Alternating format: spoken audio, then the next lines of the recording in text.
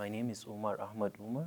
I work with the Development Research and Project Center, a non-governmental organization based in Kano or in Nigeria. We have office in Kano and another office in Abuja. We work mainly on issues around health, education. We do research. In fact, research is one of the names, that you can find in the name of the organization. So we do a lot of research. In the past, we've done researches on early marriage in West Africa and so many other stuff like that.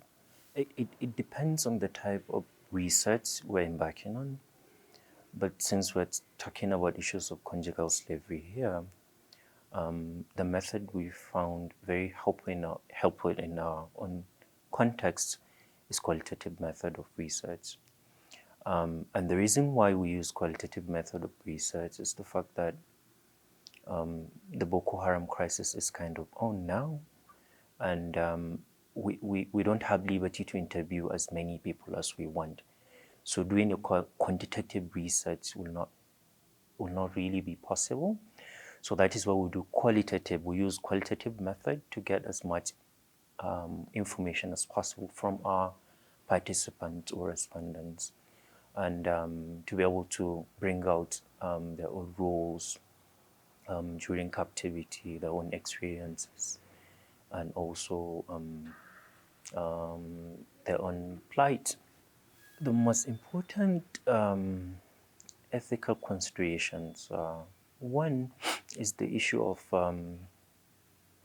safety and security of our respondents and our interviewers, because like I said before, the crisis is kind of on now. So before conducting any interview, we have to ensure the security and safety of the people that are involved in the whole process. And then second one is the issue of confidentiality.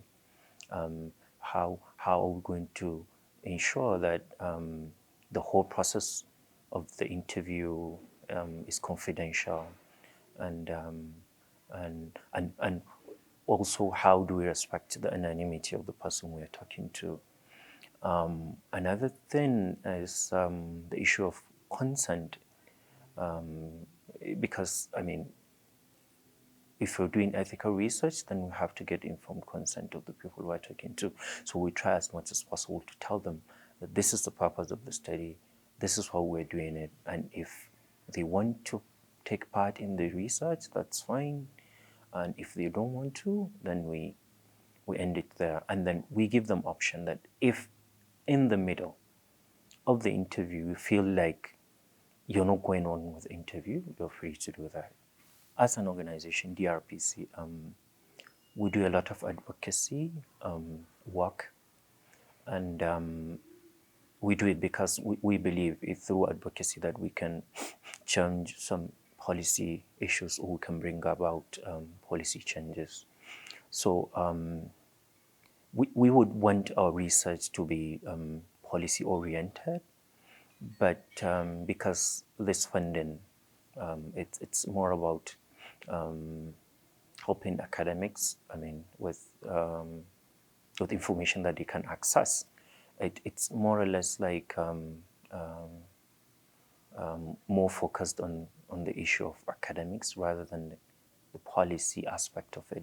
We do try to bring about issues of policy in the questions we ask, or questions that would help us to advocate for better policies that will address the issues of the plight of the people that are affected by the crisis. But the research is more or less tilted towards issues of data generation that academics can access. On the issue of audience, for us, since we want this whole research to bring about change in terms of policy and in terms of how it addresses the plight of the people that are affected by the Boko Haram crisis. We do something that we call policy briefs. After doing research and produce reports, we now sit down and bring out policy issues out of the research findings, something that can help us to talk to the policymakers.